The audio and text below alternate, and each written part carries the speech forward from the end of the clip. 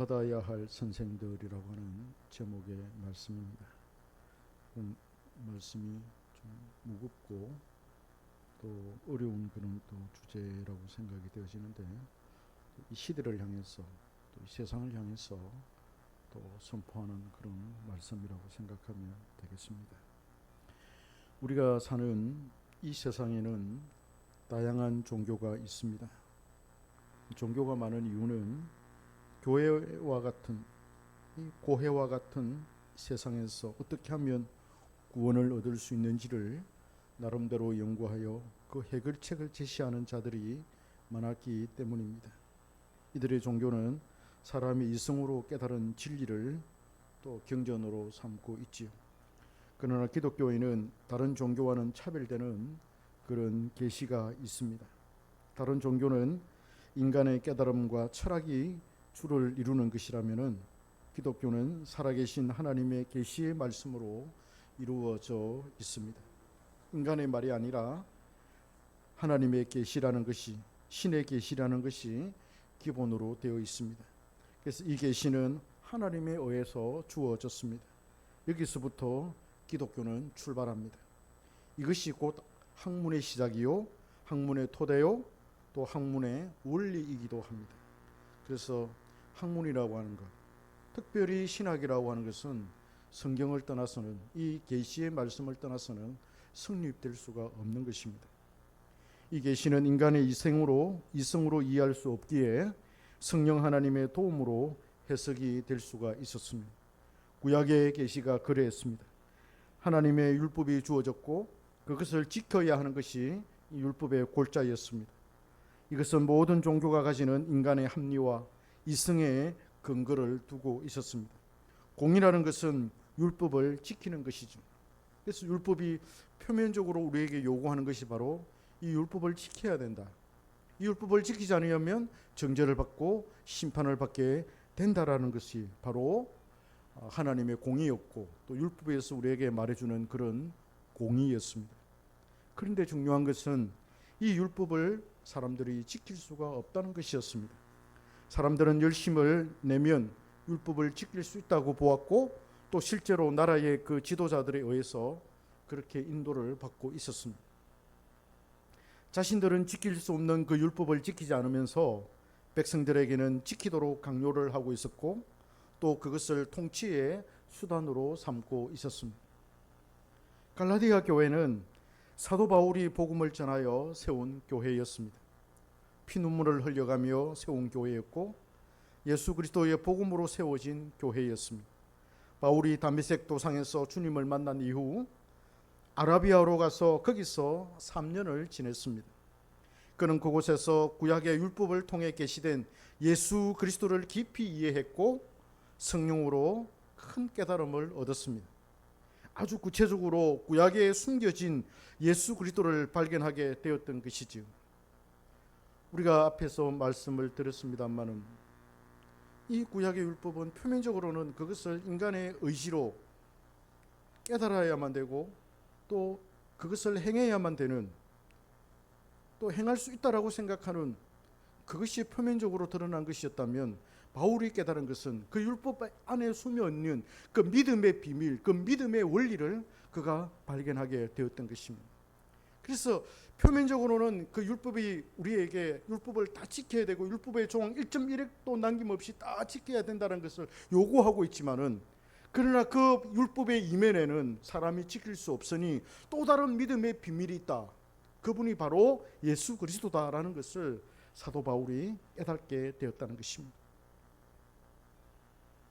그는 그곳에서 순수한 복음을 발견하였습니다.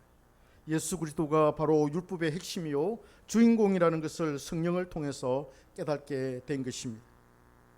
그리하여 숨겨진 이 믿음의 복음이 바울에 의해서 완벽하게 설명이 됩니다.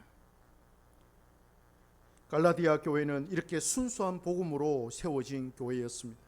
갈라디아 도시의 많은 사람들이 바울이 전해준 그 복음을 받아들였고 그대로 믿고 그대로 따르고 있었습니다. 그래서 갈라디아 교회는 영적으로 진리의 말씀으로 복음으로 풍성하였고, 그 복음을 따르는 삶의 열매가 드러나기 시작했습니다. 그런데 그 교회에 바울이 전해준 복음과는 정반대가 되는 그런 교리를 가르치는 자들이 들어오게 되었습니다. 바울에 의하면 그들은 복음을 훼손하고 진리를 해방하는 거짓 선생들이었습니다. 갈라디아 교회 성도들이 바울의 복음을 이제 버리고 다른 복음을 전하는 자들에게 매료가 되기 시작합니다. 사람은 참 실정을 잘 느끼는 것 같아요. 그래서 그동안 받았던, 바울로 통해서 받았던 그 복음으로 말미암아 교회가 세워졌고 교회가 성장하고 교회 안에 열매가 이렇게 맺혀지기 시작하는데, 다른 사람이 와서 다른 복음을 전하니까 그게 그런가벼, 인간의 이성으로 생각하니까 그게 맞아 떨어지니까 그게 그런가벼 하면서 거짓 선생들이 가르쳐주는 다른 복음으로 들어가기 시작했고 거기에 매료가 되었습니다. 아마도 새로운 것에 호기심이 많은 사람들이라서 그럴까요? 어떻게 바울이 가르쳐준 그 복음을 버리고 거짓 선생들이 가르치는 이상한 복음을 받아들일 수 있단 말입니까? 그래서 바울은 갈라디아 교회를 향해서 한탄합니다. 어떻게 그렇게 빨리 너희들에게 은혜를 준 그리스도를 버릴 수가 있느냐라는 것이었습니다. 그들은 거짓 교사들의 미혹에 빠져서 다시 구약의 율법으로 돌아가고 있었습니다.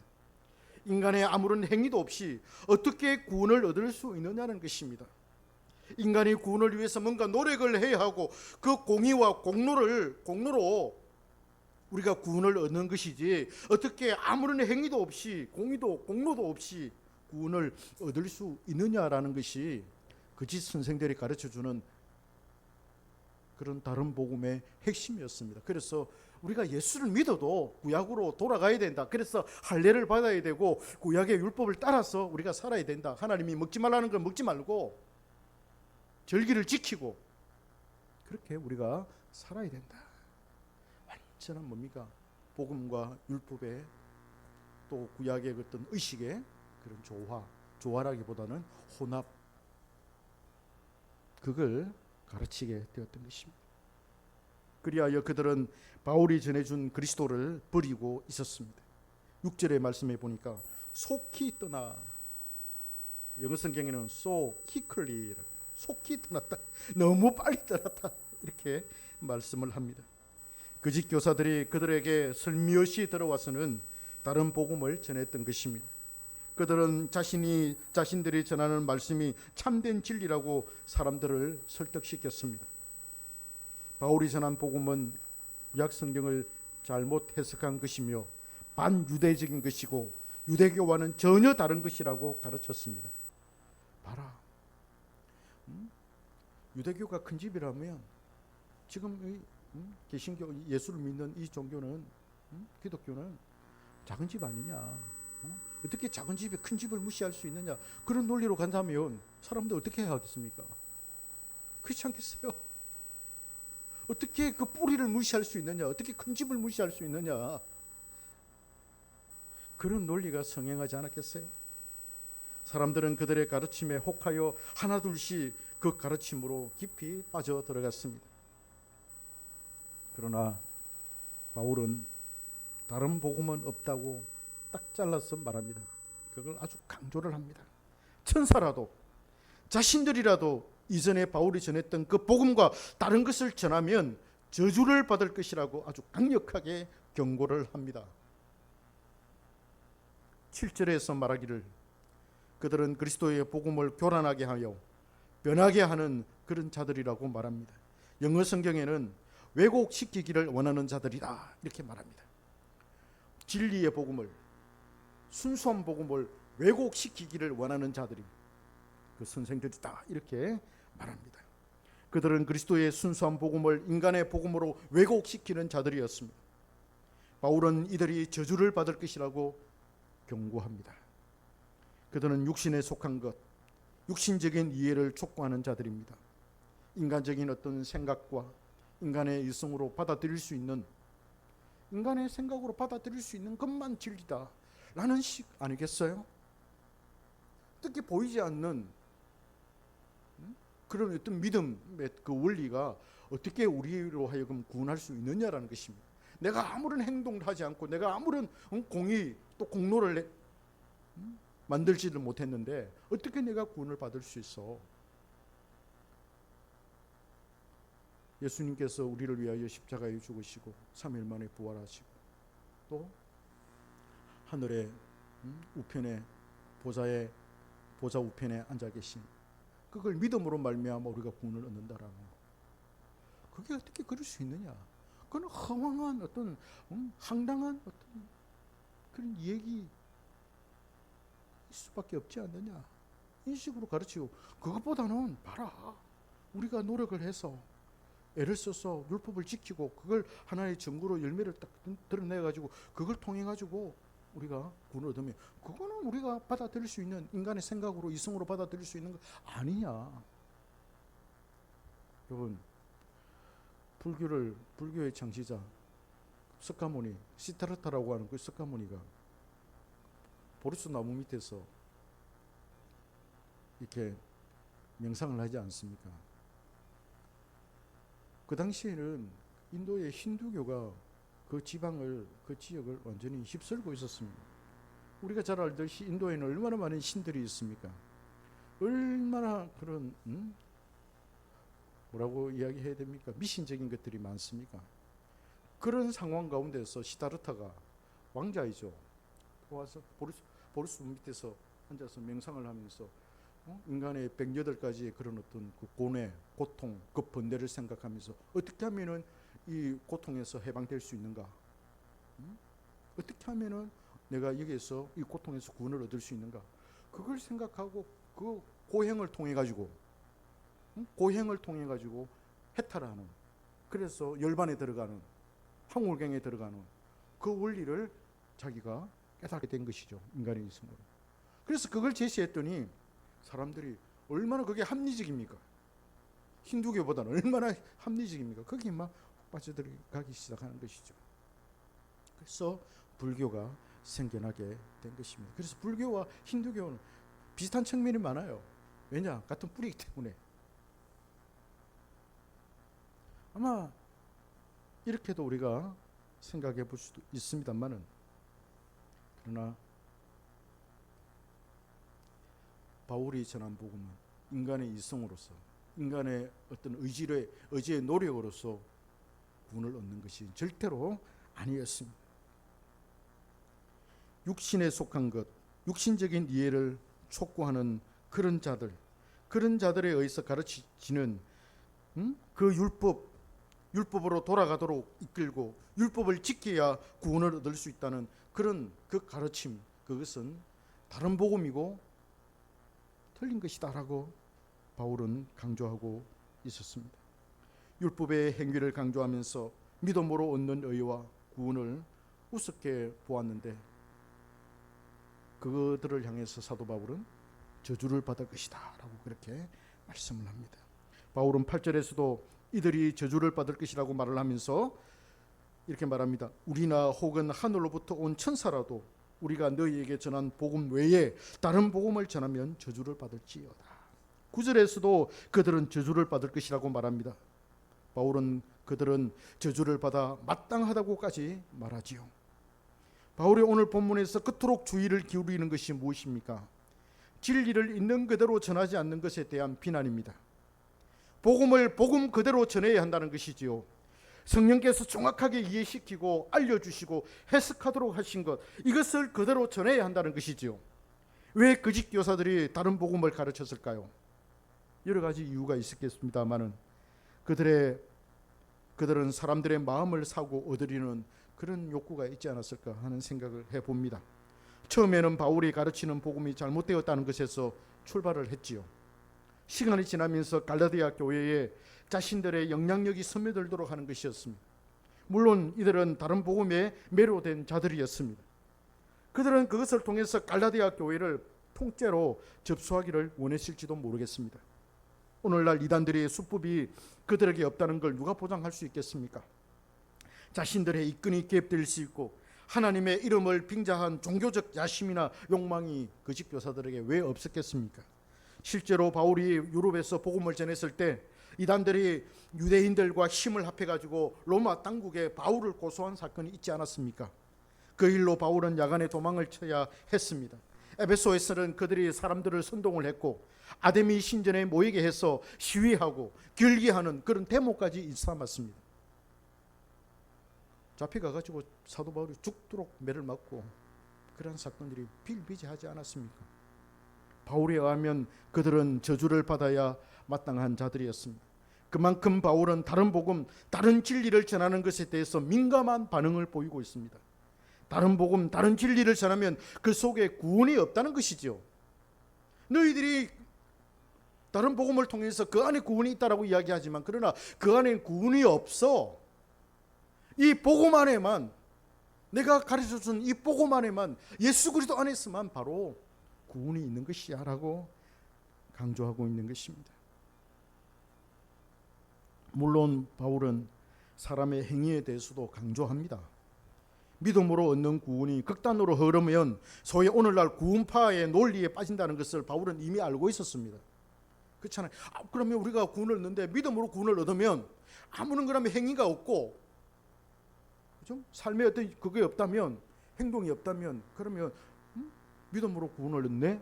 그러면 우리가 극단적으로 구원파에서 말하는 그 교리로 우리가 빠질 수밖에 없어요. 그러나 바울은 그럴 수 없느니라 를 재차 말하고 있습니다. 빌립보에서는 두렵고 떨림으로 구원을 이루어가라고까지 말합니다. 너희들이 가진 그 믿음이 어떤 믿음이냐라고 할 때 칭의와 성화가 함께 어우러진, 여러분 칭의와 성화, 칭의는 믿음으로 어렵다함을 받는 거잖아요. 믿음으로 내가 구원을 얻는다는 이게 칭의잖아요. 그럼 성화는 뭡니까? 성화는 그러면 내가 믿음을 가진 사람이 그러면 아무렇게나 살아도 되겠네, 그게 아니고 믿음을 가진 사람은 하나님의 말씀에 따라서 열심히 거룩한 삶을 살아야 되고 의로운 삶을 살아내야 된다는 것입니다. 그래서 이 믿음 안에는 칭의와 이 성화가 이렇게 포함되어져 있습니다. 우리가 논리적으로 사람의 생각을 위해서, 말을 위해서, 언어를 위해서 그걸 구분을 해서 그렇지 칭의와 성화는 구분되는 게 아닙니다. 같이 가는 거예요. 동전의 앞면과 뒷면, 양면과 같은 겁니다. 우리가 믿음이 있다, 믿음으로 구원 얻는다 이러면 성령으로 말미암아 내가 거듭났다, 내가 중생했다, 성령 인도를 받는다라고 한다면 하나님의 말씀을 따라서 율법을 지키고, 율법도 어떤 의식의 율법이 아니라 하나님께서 우리에게 주신 그 십계명이라든지 그런 법들을 지키게 된다는 것입니다. 사도 바울은 그걸 잘 알고 있었고 그 원리를 말하고 있습니다. 그래서 우리의 열심 있는 그 행위를 하나님께서는 받으시고 상급으로 여겨 주신다고까지 말하고 있습니다. 그러나 우리가 구원을 얻는 데 있어서 꼭 필요한 것은 오직 하나님의 은혜입니다. 우리의 행위가 전혀 개입되지 않는다는 것이죠. 우리가 거룩하게 사는 삶에 있어서도 그렇습니다. 주님께서 이미 우리를 위해서, 우리를 대신해서 의를 이루어 주셨습니다. 우리는 이루어 주신 그 의로움을 바탕으로 해서 우리의 삶 속에서 상화의 삶을 사는데 그것 또한 성령의 인도와 견인의 은혜로 가능한 것입니다. 그러니 모든 것이 하나님의 은혜이지요. 바울은 이 진리를 벗어난 가르침은 거짓이며 다른 것이라고 확실하게 말합니다. 복음을 있는 그대로 전해야 한다는 것이죠. 이 복음과 진리를 전하는 자들은 그 의미를 충분히 배우고 습득해서 그 복음과 함께 고난을 받으며 박해를 감수하면서 전해야 할 것을 말합니다. 바울은 복음 전도자들이나 설교자들이 박해를 받지 않기 위해서 복음을 왜곡시킨다고까지 한탄을 합니다. 박해를 안 받으려고. 이 부분엔 제가 또 설교를 하나 만들어 놓은 게 있습니다. 나중에 이 부분을 가지고 말씀을 전하고자 합니다. 이 복음은 인간이 이성을 초월하기 때문에 반대가 필수적이고 박해가 자연적으로 따를 것이라고 말합니다. 주님께서 이미 그렇게 말씀을 하셨습니다. 오늘날 한국교회가 위기라고들 말합니다. 한국교회가 타락했다는 것이죠. 큰 교회든 작은 교회든 교회가 이상한 방향으로 가고 있다고들 지적을 합니다. 교회의 타락 중에 가장 근본적이고 핵심적인 것이 바로 진리에 대한 왜곡입니다. 갈라디아 교회가 진리를 속히 너무 빨리 떠나버린 것처럼 그리스도의 복음의 진리를 버려서 왜곡시키고 있습니다. 그들이 지닌 교리는 반듯할 수 있습니다. 이단이라는 말을 안 들을 정도로, 듣지 않을 정도로 교리 밖으로 나가지는 않습니다. 그러나 설교자들의 의식이 세상적입니다. 세상의 가치를 따르고 있습니다. 세상의 성공을 추구하고 있습니다. 회사의 성공을 바라보면서 그들도 교회를 통해서 종교 사업이 번창하기를 원합니다. 그래서 번영 복음이 판을 치고 있다고들 말합니다. 세상에서의 행복한 삶을 살기 위해서 기독교가 필요하고 복음이 필요하다는 것이죠. 세상에서 불안과 염려와 고통을 없애기 위해서 예수 그리스도가 필요하다는 것이죠. 인간의 욕망을 억제시켜야 할 복음이 오히려 그것을 부추기고 있습니다. 사람들의 길을 즐겁게 해주는 설교가 주를 이루고 있습니다. 성도들을 속이고 있는 것입니다. 성도들은 자신의 교회 목회자들이 가르쳐주는 대로 따라가기 마련입니다. 그렇지 않겠어요? 어떤 성도가 복음의 지식도 없는 그런 성도가 목사님의 설교에 대해서 틀렸느니 분석할 수 있겠습니까? 판단할 수 있겠습니까? 목사님 가르쳐주는 대로 그게 진리인갑다 믿고 그냥 따르는 거예요. 순종 안 하면 순종하고 가라면 가고 그렇게 하는 거예요. 그게 성도예요. 그럴 수밖에 없어요. 목회자들이 가르쳐주는 대로 따라가기 마련입니다. 그래서 엉뚱한데 힘을 쏟고 있는 것이죠. 그것 때문에 교회가 지금 만시지찬이 되었고 공공의 적이 되어가고 있습니다. 진리가 빛을 잃고 교회가 추락하고 있습니다. 그것은 또 이것을 극복하기 위해서 그 사람들은 이것을 극복하기 위해서 우리가 떠나왔던 로마 가톨릭으로 돌아가려고 합니다. 바울이 오늘 본문에서 유대교로 돌아가려는 갈라디아 교회를 향해서 그토록 꾸지점과 한탄을 하고 있음에도 불구하고 오늘날 장로교회 대형교회인 사랑의 교회는 세계복음주의 연맹이라고 하는 WEA라는 단체를 결성해서 로마 가톨릭과의 그 연대를 지금 모색하고 있습니다. 진리의 왜곡과 변질을 꾀하고 있습니다. 이 WEA는 로마 가톨릭 교리를 수용하는 데서 출발합니다. 그러니 큰일이 아닐 수가 없습니다. 막아야 할 것입니다. 또한 오늘날 한국의 설교자들은 사람들의 눈치를 보면서 사람을 기쁘게 하려고 노력합니다. 그러면 그는 하나님의 종이 아니지요. 오늘 본문에서 바울이 말합니다. 10절에서 말합니다. 이제 내가 사람들에게 좋게 하랴 하나님께 좋게 하랴. 사람들에게 기쁨을 구하랴. 내가 지금까지 사람들의 기쁨을 구하였다면 그리스도의 종이 아니니라. 여기서 좋게 하랴라는 말은 영어 성경에는 approval, 승인, 인정, 찬성, 동의의 의미로 사용되고 있습니다.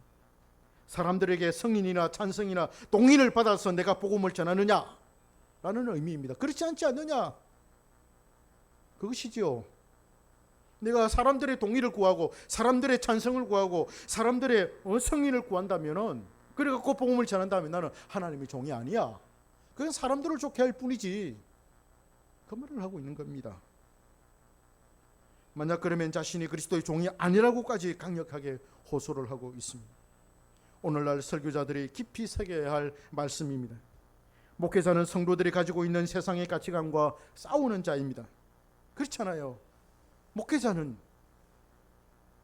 세상 사람들이, 성도들이 가지고 있는 세상의 그 가치관, 그 속에 들어있는 세상의 가치관과 싸우는 사람이에요. 그래서 올바른 길로 인도하는 사람이 바로 설교자이고 목회자이지 않습니까? 그걸 그냥 그대로 내버려둬요. 싸우는 것이 힘드니까 내버려둬요. 성도들이 세상을 사랑하거나 세상의 생각으로 살아갈 때 이를 교정하며 하나님의 말씀의 세계로 인도하는 자가 바로 설교자요 목회자인 것입니다. 목회자가 이 일을 제대로 하지 않으면 교회는 타락할 수밖에 없습니다. 그렇습니다. 성경의 복음과는 다른 복음, 다른 세상의 가치와 성경의 복음이 적당하게 버무려진 제3의 복음을 가르치게 되죠. 그리 되면 교회는 망할 수밖에 없습니다. 진리의 촛대는 다른 곳으로 옮겨질 것입니다. 주님은 그런 목회자들이 득실거리는 사회와 공동체와 국가를 심판하실 것입니다. 그냥 그대로 내버려 두시다가 나중에는 크게 심판하실 것입니다. 그게 전염병이나 자연재해일 수도 있고 또 전쟁일 수도 있습니다. 하나님의 종인 목회자가 왜 사람의 눈치를 봅니까? 교회를 성장시키려는 것입니까? 성장이 무엇입니까? 왜 사람이 많이 모이는 것만 성장이라고 생각합니까? 이런 복음의 진리로 무장된 선도가 없는데 무슨 성장이라는 말입니까? 중생한 성도들이 많은 것이 성장이고 부흥이지 않습니까? 하나님의 말씀을 따라서 바르게 살아가려고 노력하는 성도가 많은 그 교회가 바로 부흥한 교회고 강한 교회고 성장한 교회이지 않겠습니까? 그런 성도가 없는데, 그런 말씀이 없는데, 그런 성도를 길러내리지 않는데 무슨 교회의 성장 부흥이라고 말할 수 있겠습니까? 사람들을 많이 불러 모았지만은 복음 진리를 왜곡시켜서 어떤 목적을 이루어가지고 얻기를 의식하면서 권위를 가지고 세상으로부터 인정을 받고 권위를 가진다 하더라도 그들은 이미 저주받은 자들입니다. 바울이 오늘 본문에서 그렇게 말합니다. 신실한 설교자들은 그들을 본받지 말아야 합니다. 우리는 오늘 바울을 본받아야 합니다. 바울을 본받아야 합니다. 말로는 우리가 바울 이야기하지만은 바울을 본받지 않아요. 바울이 가르쳐 주는 대로 목회하지 않습니다. 따르지 않습니다. 이게 우리에게 가장 큰 문제 중에 하나입니다. 그래서 다른 복음을 전하면 그들은 반드시 저주를 받을 것입니다. 그런 사람들은, 다른 복음을 전하는 사람들은 소경입니다. 소경이 소경을 인도하여 사람들을 구덩이에 빠뜨리는 그런 자입니다. 우리는 오늘 본문을 통해서 조심해야 됩니다. 나도, 우리도, 우리 교회도 저주를 받을 수 있다. 책망을 받을 수 있고, 비난을 받을 수 있고, 꾸지람을 받을 수 있고, 또 사도 바울이 우리를 바라보았을 때 한탄할 수가 있다는 것을 우리가 늘 염두에 두고 늘 우리가 경각심을 가지고 바른 복음을 전하고 그 바른 복음에 귀를 기울이며 그 복음으로 살아내려고 하고 거룩하고 정결한 삶을 살려고 노력하는 그런 우리 한경교회가 되어야 될 줄 믿습니다. 기도하겠습니다.